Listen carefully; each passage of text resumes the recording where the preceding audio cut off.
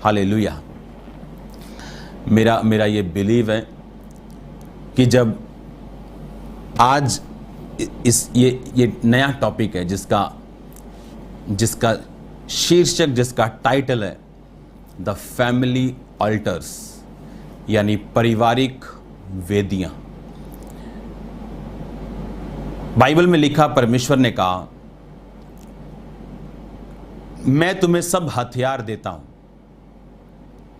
ताकि तुम बुरे दिनों का सामना कर सको, सब कुछ पूरा करके तुम स्थिर रह सको। अब आपने ये बात ध्यान से समझनी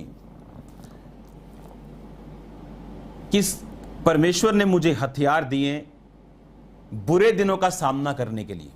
इसका मतलब सब दिन एक जैसे नहीं। और बाइबल कहती, परमेश्वर ने कहा तुम सब कुछ पूरा करके स्थिर रह सको। एक बात याद रखो, मैं ये आपको बार बार इसलिए कह रहा हूं क्योंकि ये आज की नीड और आज की डिमांड है। आप जानते हैं हर वक्त शैतान आपके मन में आपके साथ लड़ता है, हर वक्त वो फाइट करता है, हर वक्त। और उसकी लड़ाई झूठ से शुरू होती और वो हर वक्त लाइज के साथ, झूठ के साथ आपके दिमाग में आता है। और केवल वचन परमेश्वर का, जो बाइबल कहती सच्चाई है, और अपनी बुद्धि, जो आपकी बुद्धि है वो आपकी मसीह की कमर है, लिखा उसे कस ले सच्चाई के साथ। और जब मैं आपको एक वचन पढ़ने के लिए आप बताता हूं। आप देखोगे अभी बाइबल में लिखा, इसलिए अगर आप अब्राहम की लाइफ को अभी हम देखें या दाऊद की जिंदगी को देखें, आज जिस विषय में मैं बात कर रहा हूं ये आपके लिए प्रैक्टिकल वर्ड है। आज शैतान डेस्टिनीज डिस्ट्रॉयर है। वो डेस्टिनीज को, कि परमेश्वर ने एक बंदे को चुना, एक बहन को चुना किसी खास, किसी बड़े कार्य के लिए, और शैतान का काम है उस डेस्टिनी को डिस्ट्रॉय करना, उस बड़े काम को डिस्ट्रॉय करना या उसे पोस्टपोन करना। आप जानते हैं जिस काम के लिए परमेश्वर ने आपको चुना, आप उसे पोस्टपोन कर सकते हो, उसे 10 साल, 6 साल, 4 साल, फिर वही काम परमेश्वर आपको करने के लिए बोलेगा 5 साल बाद, जो आपने छोड़ दिया। कारण परमेश्वर नहीं, कारण हम लोग, कारण इंसान की, आप लगा लो कि शॉर्टनेस, उसकी कमियां, उसके पाप, उसके गलत डिसीजंस। और शैतान ये चाहता है कि हमारी डेस्टिनीज हम पोस्टपोन करें। अगर आप बाइबल पढ़ेंगे, अगर आप न्यायों की पुस्तक उसका 6 बाप उसकी 1 आयत से लेके आज 32 आयत तक आप पढ़ेंगे, मैं उनमें से कुछ आयतों को पढ़ूंगा। आप पहले इस बात को ध्यान से समझो। अब्राहम की लाइफ के ऊपर एक प्रॉब्लम थी कि वो जल्दी बेबी नहीं ले सका, और सेम प्रॉब्लम इसहाक की लाइफ में थी। आज जिस बारे में मैं बात कर रहा हूं, अगर आप इस विषय को समझ गए और आपने उस विषय के लिए अग्रेसिव प्रार्थनाएं पवित्रताई में जाके की, आप विक्टिम नहीं होंगे। आप जानते हैं अच्छे लोग विक्टिम हो जाते हैं, कि एक अच्छा बंदा सड़क पे जा रहा है और उसका एक्सीडेंट हो गया, वो बड़ा अच्छा आदमी था। अच्छे लोग विक्टिम बन जाते हैं अगर वो एक्स्ट्रा केयरफुल नहीं है तो। अब दाऊद की अगर हम बात करें तो बाइबल कहती दाऊद एक ऐसा व्यक्ति था जो परमेश्वर के दिल को भा गया था, और परमेश्वर ने उससे कहा था कि मैं तेरी गद्दी को वंशों तक बना के रखूंगा। और अगर आप ध्यान से बाइबल को पढ़ें तो उसकी एक कमी आपको नजर आती, और वो थी औरत, वो औरत उसकी कमी थी। वो बैतशेबा के पाप में पड़ा, वो उसकी कमी थी। परमेश्वर ने उसको माफ कर दिया। लेकिन एक चीज याद रखो, आपका पाप, आपका व्यभिचार परमेश्वर माफ कर सकता है, लेकिन उसके कॉन्सिक्वेंसेस, उसके असर वो कभी माफ नहीं करता। और शैतान भी इस बात को जानता है कि कई पाप वो करवाएगा, लेकिन उसके उद्धार को खत्म नहीं कर पाएगा, क्योंकि वो बंदा तौबा कर लेगा अगर तो। पर उसके कॉन्सिक्वेंसेस, उसकी डेस्टिनी को पोस्टपोन करना, डेस्टिनी को डिस्ट्रॉय करना, प्रथम प्लान से, खुदावन के प्लान से हटा के उसको सेकंड बी प्लान में शिफ्ट करना, जहां आशीष भी और श्राप भी। क्योंकि शैतान देखता है अगर वो पूरी तरह से काम नहीं कर सकता तो वो कुछ काम करे, अगर वो कुछ काम नहीं कर पा रहा तो कुछ तो करे, अगर पूरी तरह से कर पा रहा है तो वो ज्यादा खुश है। आज आपको समझना है, अगर आप देखें दाऊद की जिंदगी को, तो बाइबल कहती कि दाऊद की लाइफ में औरत एक प्रॉब्लम थी। आप जानते, जब दाऊद बूढ़ा हो गया, और बाइबल कहती उसका शरीर गर्म नहीं रहता था, उसके जो नौकर थे, उसके जो पर्सनल लोग थे, उनको भी ये चीज मालूम थी कि दाऊद को, अब देखो, उन्होंने दाऊद को दवाई लाके नहीं दी कि भाई साहब ये पैरासीटामोल खा लो, ये तुलसी की चाय पी लो। उन्होंने दाऊद को लड़की लाके दी। बाइबल कहती वो लड़की कुंवारी थी और देखने में सुंदर थी, और जब वो दाऊद के पास गई और दाऊद ने उसके साथ कुछ गलत नहीं किया, तो उनको मालूम हुआ कि नहीं, दाऊद तो सचमुच में बीमार है। मतलब एक ऐसी कमी दाऊद की लाइफ में थी। और बाइबल कहती वो सेम ऑल्टर, वो सेम वेदी को सुलेमान ने तंग किया, और सुलेमान उसी पाप में गिरा। अगर आप देखें, दाऊद औरत के पाप में गिरा तो सुलेमान भी औरत के पाप में गिरा। और बाइबल कहती है सुलेमान के उस पाप के कारण परमेश्वर ने बहुत सा काम इजराइल में से अपना खत्म किया। और आप देखते हैं परमेश्वर ने फिर वैसे कार्य उनके बच्चों और उनके पोतों की जिंदगी में नहीं किए जो दाऊद और उनकी जिंदगी में किए, सुलेमान की जिंदगी में किए। अगर आप फैमिली वेदी को ना समझे, अगर आप ये नहीं समझे कि कुछ चीजें आपकी फैमिली ऑल्टर से हैं, कुछ चीजें आपकी वेदियों से हैं, कुछ चीजें अगर आप आत्मिक चीजों को नहीं समझे, तो विक्टिम बनने में फिर देर नहीं लगती। अगर आज मैं आपको उससे पहले वर्ड पढ़ने के लिए प्रेरित करता हूं, हम न्यायों की पुस्तक 6 की 1 बाब से शुरू करेंगे। मैं इसे पढ़ता हूं। तब इजराइलियों ने यहोवा की दृष्टि में बुरा किया, इसलिए यहोवा ने उन्हें मिधानियों के वश में 7 वर्ष तक रखा। मिधानी इजराइलियों पर प्रबल हो गए, और मिधानियों के डर के मारे इजराइलियों ने पहाड़ों के गहरे खड्डों, गुफाओं और किलों में अपने निवास बना लिए। जब जब इजराइली बीज बोते, तब तब मिधानी और अमालेकी और पूर्वी लोग उनके विरुद्ध चढ़ाई करके अज्जा तक छावनी डाल डालकर भूमि की उपज नष्ट कर डालते थे, और इजराइलियों के लिए ना तो भोजन वस्तु, ना भेड़ बकरी, और ना गाय बैल, और ना गधा छोड़ते थे, क्योंकि वे अपने पशुओं और डेरों को लिए हुए चढ़ाई करते और टिड्डियों के दल के समान बहुत आते थे। उनके ऊंट भी अनगिनत होते थे, वे देश को उजाड़ने के लिए उसमें आया करते थे। मिधानियों के कारण इजराइल बड़ी दुर्दशा में पड़ गया। तब इजराइलियों ने यहोवा की दुहाई दी। तब इजराइलियों ने मिधानियों के कारण यहोवा की दुहाई दी, और यहोवा ने इजराइलियों के पास एक नबी भेजा। उसने कहा, इजराइल का परमेश्वर यहोवा यूँ कहता है, मैं तुमको मिस्र में से ले आया और दास्तव के घर से निकाल ले आया, और मैं तुमको मिस्रियों के हाथ से, वरन जितने तुम पर अंधेर करते थे उन सबों के हाथ से छुड़ाया। उनको तुम्हारे सामने से बरबस निकालकर तुम्हें देश दे दिया। और मैंने तुमसे कहा, मैं तुम्हारा परमेश्वर यहोवा हूँ। एमोरी लोग जिनके देश में तुम रहते हो, उनके देवताओं का भय ना मानना, परंतु तुमने मेरा कहना नहीं माना। यहोवा का दूत आकर उस बांज वृक्ष के तले बैठ गया, और ओपरा के एबीएजर योहाश का था। उसका पुत्र गिदोन एक दाख रस के कुंड में गेहूं इसलिए झाड़ रहा था कि मिधानियों से छिपा रखे। उसको यहोवा के दूत ने दर्शन देकर कहा, हे शूरवीर सूरमा, यहोवा तेरे संग है। अब मैं 25 आयत को पढ़ना चाहूंगा। फिर उसी रात को यहोवा ने गिदोन से कहा, अपने पिता का जवान बैल अर्थात दूसरा 7 वर्ष का बैल ले और बाल की जो वेदी तेरे पिता की है उसे गिरा दे, और जो अशेरा देवी उसके पास है उसे काट डाल। उस दृढ़ स्थान की चोटी की ठहराई हुई रीति से अपने परमेश्वर यहोवा की वेदी बना। तब उस दूसरे बैल को ले और अशेरा की लकड़ी जो तू काट डालेगा जलाकर होम बलि चढ़ा। तब गिदोन ने अपने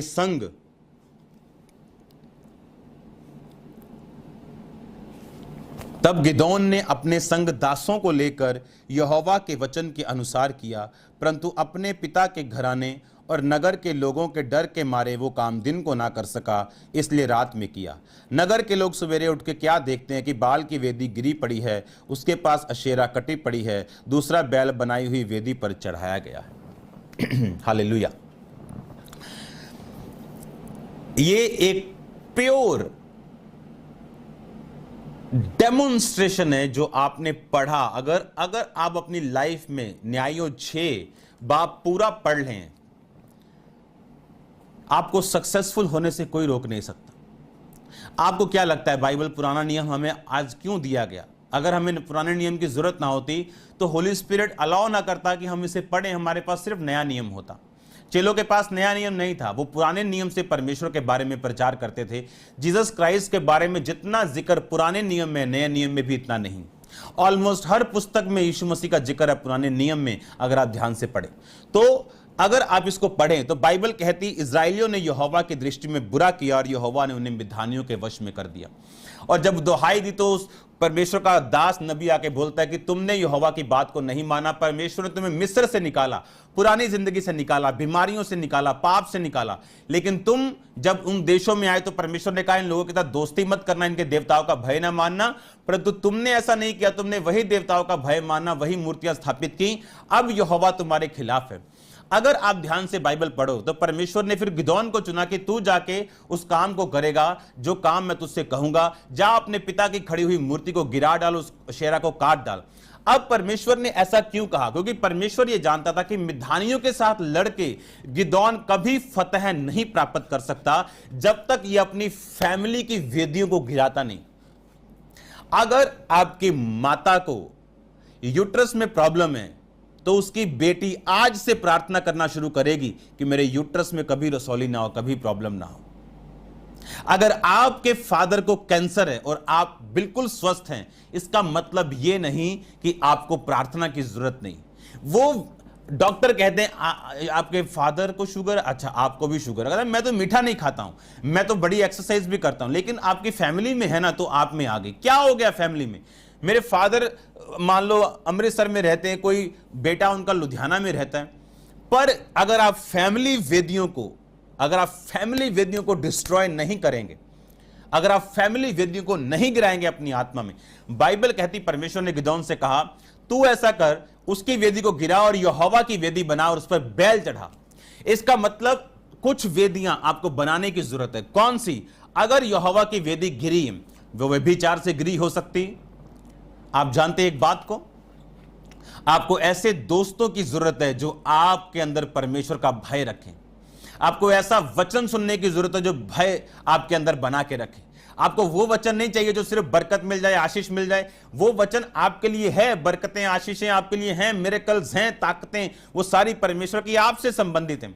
लेकिन आपको वो वर्ड चाहिए जो आपके अंदर डर पैदा कर सके इस वचन के प्रति। आप जानते हैं व्यभिचार करने वाले लोग, आप जानते हैं कि अपनी डेस्टिनी को पोस्टपोन कर लेते हैं, अपनी डेस्टिनी को पोस्टपोन करते हैं। जैसे एक मीटिंग आज होनी पोस्टपोन हो गई अगले साल के लिए, 10 साल के लिए, 4 साल के लिए। आज एक प्रोजेक्ट शुरू होना था इंडिया में या कहीं भी, वो पोस्टपोन हो गया अगले 4 साल के लिए। व्यभिचारी लोग, चोरी करने वाले लोग अपनी डेस्टिनी को पोस्टपोन करते हैं। आप जानते परमेश्वर ने कहा तुमने मेरी दृष्टि में बुरा किया, इसलिए मैंने तुम्हें शत्रु के वश में कर दिया। अब गिदोन को परमेश्वर ने चुना। परमेश्वर ने कहा, गिदोन, मिधानियों को मारने से पहले तुझे काम करना पड़ेगा और अपनी फैमिली ऑल्टर्स को तुम्हें खत्म करना पड़ेगा। फैमिली, उसने ऑल्टर नहीं बनाया, उसने वो वेदी नहीं बनाई, लेकिन उसको उस वेदी के खिलाफ लड़ना था। अब मैं जानता हूं आप में कोई प्रॉब्लम नहीं, लेकिन आपको यह समझना है कि कौन सी प्रॉब्लम कहां से आ रही। अगर आपकी फैमिली में डाइवोर्स है और आप मैरिज करने वाले हो, तो मेरे भाई कमर कस लो इस प्रार्थना के लिए। कमर कस लो रात को आधा घंटा गैर भाषा बोल के और फिर तोड़ने के लिए कि डाइवोर्स के सब चीजें, सब दुष्ट आत्माएं, सब बंधन मैं उसे तोड़ता हूं।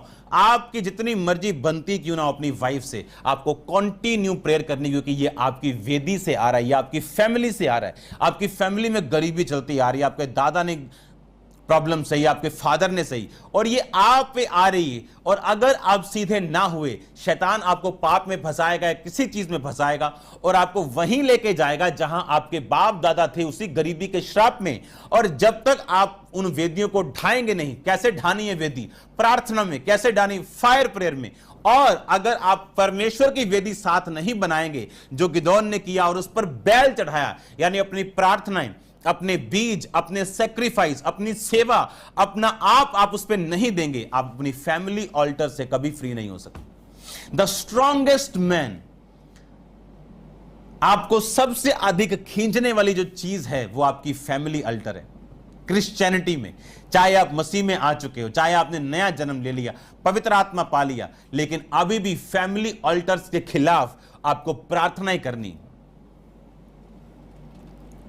आप देखो कई लेडीज, कई बहनें, उनमें कोई प्रॉब्लम नहीं, लेकिन divorce, second divorce, third divorce, अगर आप उनसे मिलोगे, नथिंग, कोई प्रॉब्लम नहीं। ऐसी औरतें जिनका डाइवोर्स नहीं हुआ, उनसे कई बार वो 10 गुना अच्छी निकलेंगी। पर फैमिली अल्टर, वेदियां, वो वंशिक श्राप, वो शैतान की वेदियां, आपको उन्हें गिराना पड़ेगा प्रार्थना में। और अगर आप आराम से बैठे, अपने आप को बेचारी समझ के, अपने आप को बेचारा समझ के, या सर्कमस्टेंसेस के ऊपर, वातावरण के ऊपर जो परिस्थितियां हैं, आप अगर उन पे दोष दे रहे हो, अगर ये अच्छी होती, ओ उस टाइम अगर ये हो जाता, मैं फॉरेन में होता, अगर ये अच्छा होता, मेरा अच्छा रिश्ता होने वाला था, अगर ऐसा ना, ये सब बातें झूठी।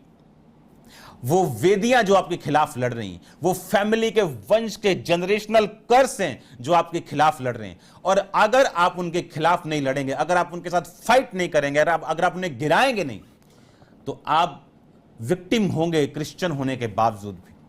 आपको देखना आपकी कौन सा ट्रबल आपका किधर से आ रहा है, और शैतान उन ट्रबल्स को आपकी लाइफ पे लागू करने के लिए, उस कर्ज को लागू करने के लिए आपको पाप में लेके जाएगा,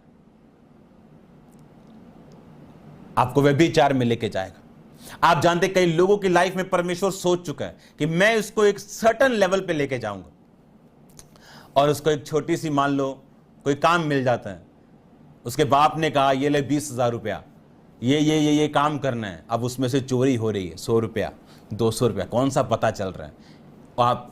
आप शैतान के साथ कॉम्प्रोमाइज कर रहे हो, और जो वेदी उसकी आपके खिलाफ है, आपने उसको तोड़ा नहीं, बल्कि शैतान की वेदी पे सैक्रिफाइस किया।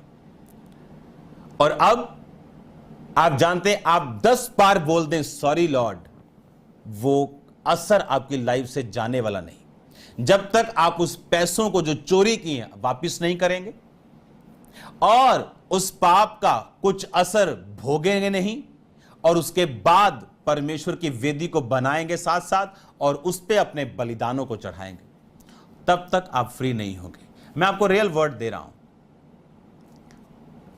आपको झूठ में नहीं रहना, आपको आंखें बंद करके ये नहीं सोचना कि बिल्ली चली गई जैसे कबूतर करता है। अगर कोई चोर है तो वो सॉरी बोल के छूट नहीं सकता जब तक उन पैसों को वापस ना करे। फैमिली अल्टर्स आपको देखना है। अगर आपके बाप का मैरिज के बाहर संबंध रहा है, आपके दादा का, आपकी दादी का, आपके नाना का या नानी का रहा है, आपको प्रार्थनाओं में रहना है। अगर ये आपके वंश में चलता आ रहा है, आपको प्रेयर्स की जरूरत है। इमेजिन करो वही स्पिरिट आपके साथ फाइट करेगी, क्योंकि वो आपकी फैमिली लाइन में, और आपको मालूम होना चाहिए अगर वो व्यभिचार है, आपकी संगति कैसी होनी चाहिए, आपका माहौल कैसा होना चाहिए। एक वचन, ये मेरी पर्सनल, जो मेरा परमेश्वर के साथ समय है, ये वो वर्ड है, इसको आप स्क्रीन पे नहीं देखोगे, लेकिन जब मैं पढ़ रहा था तो लिखा, शरीर के काम तो प्रकट हैं। ये गलातियों का वचन है 5, उसमें 16 से पढ़ता हूं। पर मैं तुमसे कहता हूं, आत्मा के अनुसार चलो तो शरीर की लालसा किसी रीति से पूरी ना करोगे, क्योंकि शरीर आत्मा के विरोध में, आत्मा शरीर के विरोध में लालसा करता है। ये दोनों एक दूसरे के विरोधी हैं कि जो तुम करना चाहते हो वो ना कर पाओ। यदि तुम आत्मा के चलाए चलते हो तो व्यवस्था के अधीन न रहे। शरीर के काम तो प्रकट हैं, अर्थात व्यभिचार, गंदे काम, लुच्चपन, मूर्ति पूजा, टोना, बैर, झगड़ा, ईर्ष्या, क्रोध, विरोध, फूट, विधर्म, डाह, मतवालापन, लीला क्रीड़ा और इनके जैसे और काम हैं, जिनके विषय में मैं तुमसे कह देता हूं कि जैसे पहले भी कह चुका हूं कि ये काम करने वाले परमेश्वर के राज्य के वारिस ना होंगे। पर आत्मा का फल प्रेम, आनंद, शांति, धीरज, कृपा, भलाई, विश्वास, नम्रता, संयम और ऐसे कामों के विरोध में कोई व्यवस्था नहीं। अब मैं आपको खुल के समझाता हूं कि ये काम है क्या। व्यभिचार, पहला शरीर काम था व्यभिचार। इसका यूनानी में यानी ग्रीक भाषा में व्यभिचार का मतलब है पोर्निया। जैसे पोर्न आप बोलते हो, वो ग्रीक भाषा से लिया गया उस शब्द को। पोर्निया का मतलब अनैतिक लैंगिक व्यवहार या समागम, यानी अपनी मैरिज के बाहर गलत संबंध रखने। अपनी फैमिली में आपके जितने लोग इधर उधर काम कर रहे हैं उन सबको टीवी के सामने बिठाओ, सब बंद कर दो, सब कुछ बंद कर दो और ये वर्ड सुनो अभी, राइट नाउ। व्यभिचार यूनानी मतलब पोर्निया, अनैतिक लैंगिक व्यवहार या समागम, अश्लील तस्वीर, चल चरित्र, पुस्तकें को पढ़ना, देखना, मनन करना, इन पे ध्यान लगाना। गंदे काम जो दूसरा था, यूनानी का मतलब आकाशर्सिया, इसका मतलब लैंगिक पाप, बुरे कार्य, पापाचार और मन के विचार और इच्छाएं अपनी मैरिज के बाहर या कुंवारे लड़के लड़कियों में, या गलत सेल्फ सेक्स करने की आदत, गंदी पिक्चर्स देखने की आदत, गंदी इमेजिनेशन की आदत। लुचपन तीसरा, यूनानी का मतलब अर्सिलेगिया अर्थात कामुकता, काम वासना और अपनी इच्छा की पूर्ति के लिए निर्लज हो जाना। बंदे का बंदे के साथ गलत काम करना, औरत का औरत के साथ, चीजों के साथ, लिखा इसको लुचपन बोलते हैं। मूर्ति पूजा, भूतों, व्यक्तियों, खुदी हुई मूर्तों की पूजा करना, किसी व्यक्ति या चीज में आस्था रखना, किसी व्यक्ति वचन को वचन से बराबर या ऊंचा स्थान देना। टोना, जादू, कला जादू, पिशाचों की पूजा करना। बैर, प्रचंड पूर्ण अभिप्राय, कार्य अत्यधिक अरुचि या शत्रुता। झगड़ा, कलह, अपने आप को दूसरों से श्रेष्ठ ठहराना, दूसरों की सफलता से जलन रखना। क्रोध, विस्फोटक गुस्सा रखना, मारना, हथियारों को ले जाना, मार कुटाई करना। स्वार्थपूर्ण अभिलाषा, सत्ता या प्रभाव की खोज में रहना। स्वार्थपूर्ण अभिलाषा यूनानी का मतलब एरिथिया यानी सत्ता या प्रभाव की खोज में रहना। फूट डालना, मतभेद पैदा करने वाली चीजें पैदा करना जो वचन के अनुसार नहीं। विधर्म, कलीसिया में स्वार्थी लोगों के दलों का गुटों में विभाजन करना, जिससे कलीसिया की एकता नष्ट होना, उसे विधर्म कहते हैं। यह भी शरीर का काम है। आप जानते हैं बहुत से लोग बहुत से पाप कर रहे हैं अपनी लाइफ में, उन्हें यह नहीं पता कि मेरी लाइफ में सफलता क्यों नहीं, पर आज हो जाएगा। डाह, चिढ़ते और कुड़ते हुए एक व्यक्ति से नाराज होना और उसकी वो चीज को चाहना जिसे आप चाहते हैं। मतवालापन, मानसिक और शारीरिक नियंत्रण को मादक पदार्थों के द्वारा क्षति पहुंचाना और बिगाड़ना। लीला क्रीड़ा, अत्यधिक खाना पिलाना, रंगलरियां मनाना, प्रीति भोज खाना खाना, वहां पे शराब पीना, बियर पीना, वहां पे वाइन पीना, नशीले पदार्थ खाना और यौन क्रीड़ा यानी सेक्स करना, इसे लीला क्रीड़ा बोलते हैं। इसको दोबारा सुनना, कानों में से धुआं निकलेगा आपके, जो मैंने बोला अभी। लीला क्रीड़ा, शुरू करता हूं मैं नीचे से फिर, क्योंकि आपने जो वर्ड पढ़ा गलातियों 5 उसकी 16 से, कि कौन से? मूर्ति पूजा, व्यभिचार, गंदे काम, मूर्ति पूजा, टोना, बैर, झगड़ा, ईर्ष्या, क्रोध, विरोध, फूट, विधर्म, डा, मतवालापन, लीला क्रीड़ा, इन सबको दोबारा पढ़ेंगे। लीला क्रीड़ा, नीचे से शुरू करता हूं। अत्यधिक खाना पिलाना, रंग ललियां मनाना, प्रीति भोज, खाना पीना जिसमें शराब हो, जिसमें वाइन हो, जिसमें बियर्स हो, जिसमें नशीले पदार्थ हो, और यौन क्रीड़ा यानी सेक्स की बातें हो और सेक्स हो। मतवालापन, मानसिक और शारीरिक नियंत्रण को मादक पदार्थों के द्वारा क्षति पहुंचाना। डाहा, चिढ़ते और कुड़ते हुए एक व्यक्ति से नाराज होना जिसके पास वो चीज है जो आप चाहते हो उसको लेना। विधर्म, कलीसिया में स्वार्थी लोगों का एक गुट जो विभाजन चाहता हो जिससे कलीसिया की एकता नष्ट हो। फूट डालना, मतभेद पैदा करने वाली चीजों को करना, बातों को करना जो वचन के अनुसार नहीं। स्वार्थपूर्ण अभिलाषा, यूनानी का मतलब एरिथिया, सत्ता और प्रभाव की खोज में रहना। क्रोध, विस्फोटक गुस्सा जो मार कुटाई करना, लोगों को मारना कूटना। ईर्ष्या, एक दूसरे की सफलता से जलन रखना। झगड़ा, एक दूसरे से अपने आप को श्रेष्ठ ठहराना, कलह करना। बैर, किसी को नापसंद करना, प्रचंड रूप में शत्रुता करना, किसी के खिलाफ बोलना, अपनी जेलसी को प्रकट करना, किसी को अपने प्रचार में क्रिटिसाइज करना, जो कि रॉन्गली क्रिटिसिज्म है। एक राइटली चीजें हैं कुछ जो सुधार करने के लिए जरूरी, कुछ बैर से पैदा होती, और मोस्टली बैर से पैदा होती। टोना, जादू, कला जादू, पिशाचों की पूजा करना, मूर्ति पूजा, भूतों, व्यक्तियों, खुदी हुई किसी भी मूर्त की पूजा करना, किसी भी व्यक्ति को वचन के बराबर या उससे ऊंचा स्थान देना, यह भी मूर्ति पूजा के बराबर है। लुचपन, चाहे वो लिखा लुचपन, मूर्ति पूजा कहता, सुनो, परमेश्वर प्रथम स्थान के ऊपर,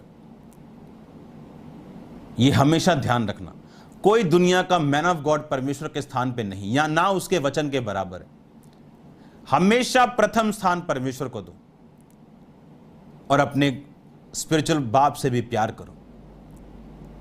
हालेलुया।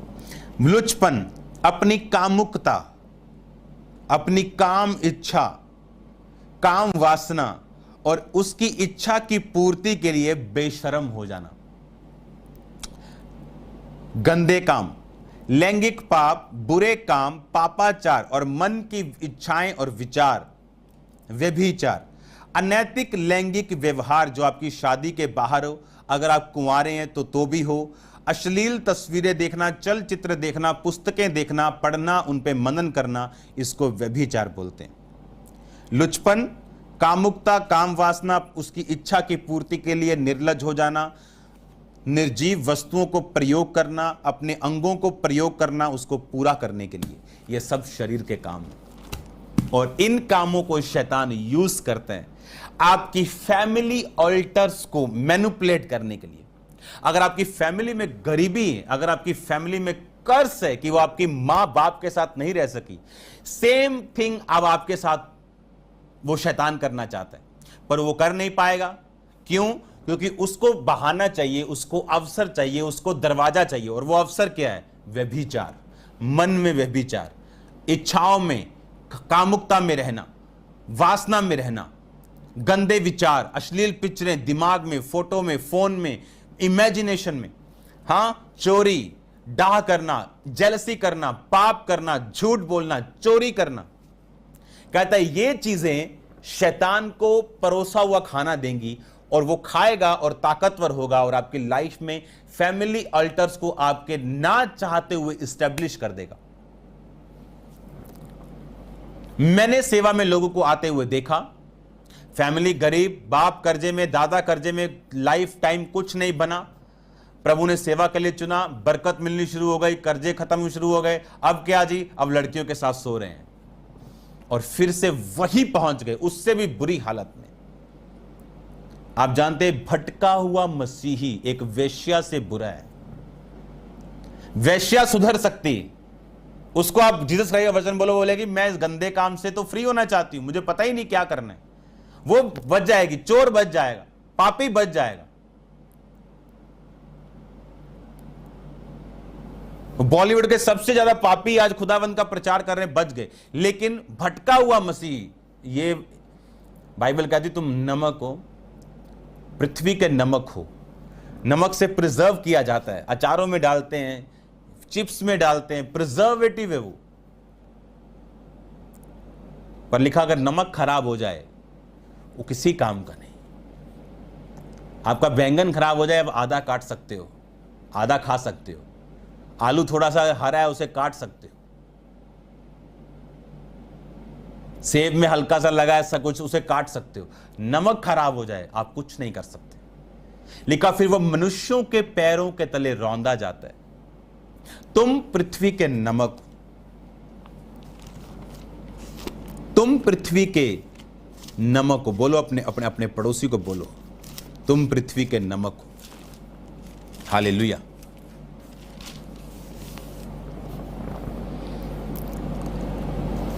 मत्ती 5 उसकी 13, तुम पृथ्वी के नमक हो, यदि नमक का स्वाद बिगड़ जाए तो वो किस वस्तु से नमकीन किया जाएगा। जीसस क्राइस्ट के वर्ड हैं। फिर वह किसी काम का नहीं, केवल इसके कि बाहर फेंका जाए, मनुष्यों के पैरों के तले रौंदा जाए। तुम जगत की ज्योति हो, जो नगर पहाड़ पर बसा हुआ है वो छुप नहीं सकता। प्रॉब्लम पता है क्या है, जब एक बंदा गिर गया, प्रॉब्लम यह है कि उसका परमेश्वर के साथ संबंध ही नहीं है कि गिर के वो तौबा कर ले और अपने आप को 1 साल सुधार के रखे और परमेश्वर फिर से उसे अपने पास बुलाए।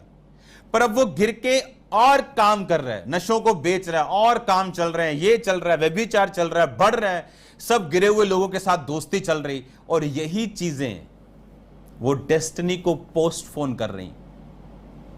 प्रभु का प्लान कभी खत्म नहीं होता। आप आज 25 के आपने पोस्टपोन कर दिया, वो 45 में पूरा कर देगा उसको, अगर आप 45 में सुधर गए तो। पर वो 20 साल की कमी आप कभी पूरी नहीं कर पाओगे। वो 20 साल की घटी आपको हमेशा चुभेगी।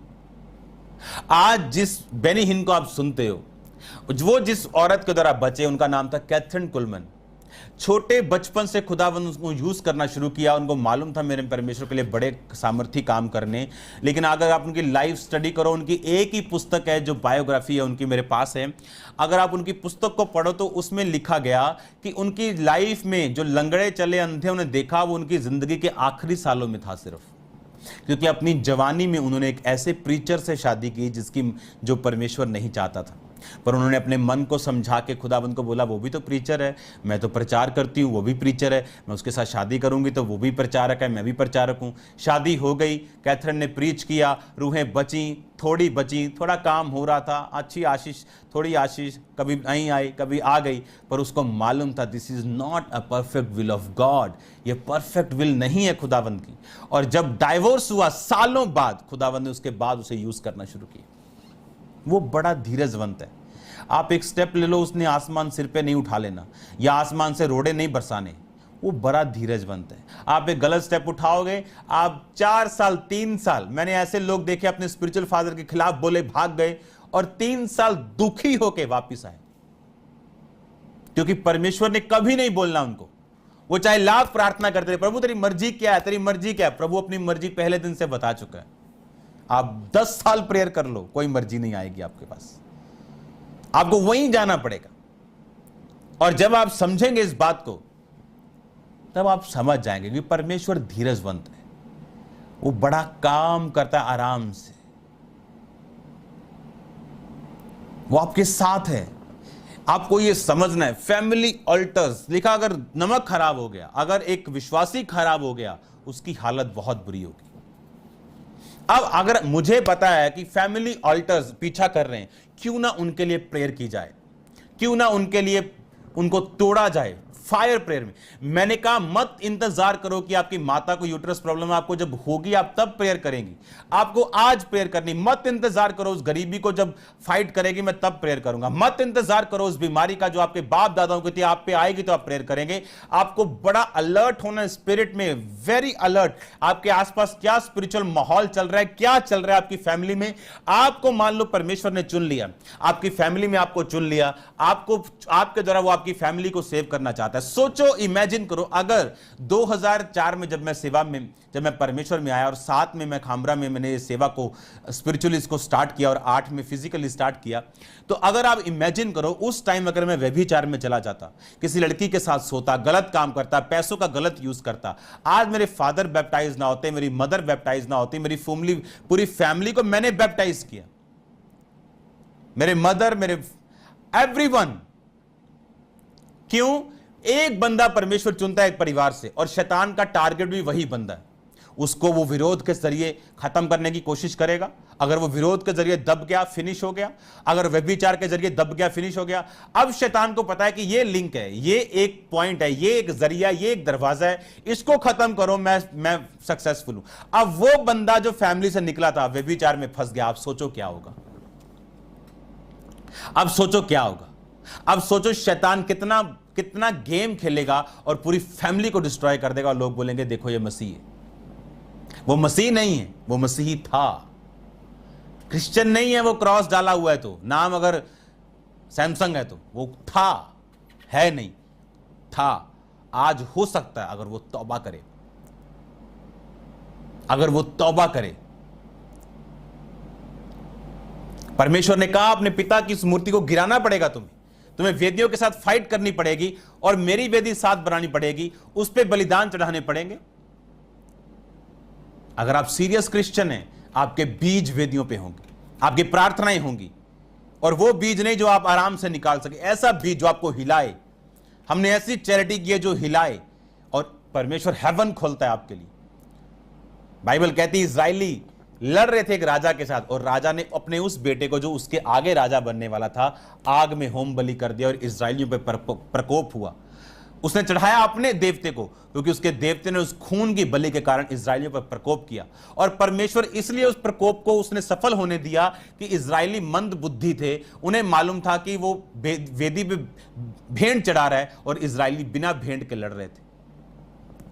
सारी उम्र प्रार्थना करोगे लेकिन गरीबी से नहीं छूटेंगे जब तक उस वेदी पे अपने बीजों को नहीं चढ़ाएंगे। इमेजिन करो, परमेश्वर ने बरकत दी, सालों की प्रार्थना के बाद एक गरीब फैमिली से कोई चुना, क्या उसकी फर्स्ट तनख्वाह परमेश्वर को नहीं जानी चाहिए? पर वो भूल चुका है। उसको परमेश्वर ने कहीं भेजा कि तू मेरे काम को सपोर्ट करेगा, तू मेरी सेवकाइयों को सपोर्ट करेगा, पर आज वो टिकटॉक पे है। हाँ, कभी 3 महीने बाद टाइट भेजता है। सोचो आगे क्या होगा। उसने कहा तो थोड़े में वफादार नहीं, तुम्हें ज्यादा कौन देगा। उन्हें शर्म नहीं, वो जो कर रहे हैं, शर्म आनी चाहिए उन्हें। टिकटॉक पे पूरे गानों के साथ क्रिश्चियन लोग भड़क रहे हैं, आपको शर्म आनी चाहिए। आप इन कामों के लिए नहीं बनाए गए। हर प्लेटफॉर्म को यूज करो मसीहत के लिए। वो कार्य करो जो परमेश्वर को पसंद हो। अश्लीलता मैंने पढ़ा ना अभी आपको, उसको दोबारा सुनना। और ये कार्य आप लाख क्रिश्चियन हो, बिशप के बेटे हो या किसी बड़े खुदावंद के दास के बेटे हो, अगर ये कार्य होंगे तो कोई शैतान को रोकेगा नहीं। शैतान कहता मुझे सूरों के झुंड में जाने दे प्रभु, मैं अथाह गड्ढे में नहीं जाने देता। यीशु मसीह ने कहा चला जा। क्यों? क्योंकि सूअर चराना वचन के खिलाफ था। जहां वचन की खिलाफत होगी, शैतान को वहां जाने का अधिकार, और परमेश्वर कहेंगे जा। वो रूल्स और रेगुलेशन का परमेश्वर, गड़बड़ी का परमेश्वर नहीं, कंट्रोल का परमेश्वर। आपका वो व्यभिचार, वो कार्य, वो पाप आपकी फैमिली की वेदी की चीजों को आप पे लेके आ रहा है। और अगर आपके पाप में नहीं, तो आपको फैमिली के वेदियों के खिलाफ प्रार्थना करनी, और हर वेदी यीशु मसीह के नाम में ढाई जाएगी। खुदावंद की वेदी जो गिर चुकी थी उसे बनाओ। एलिया ने बनाई, वो जानता था बिना वेदी बनाए मैं आग नहीं उतार सकता। हालेलुया।